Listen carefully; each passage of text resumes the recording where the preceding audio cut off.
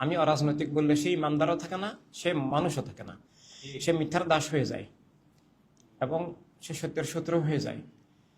আর অরাজনৈতিক হলে যেমন কুফরি হয়, বাতিল হয়, মিথ্যা হয়, অমানুষ হয়, মানবতার শত্রু হয়, তেমনভাবে বাতিলের রাজনীতি করলেও ডাবল কাফের হয়। তাহলে মানুষকে কি করতে হবে?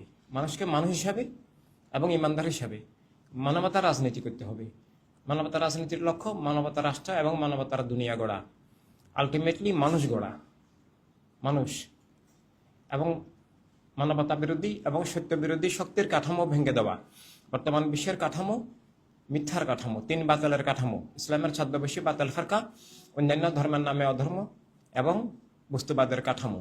এই কাঠামোকে কবুল করলে সে কলেমার মধ্যে নাই, আর কলেমার মধ্যে থাকলে এই কাঠামোর বিরুদ্ধে সংগ্রামী হতে হবে। আর কলেমার এই সংগ্রামের নাম, অস্তিত্বের এই সংগ্রামের নাম, জীবন রক্ষার এই সংগ্রামের নাম ওয়ার্ল্ড হিউম্যানিটি রেভলিউশন, এবং সেটার ইমানি চূড়ান্ত স্তরের নাম ওয়ার্ল্ড সুন্নি মুভমেন্ট।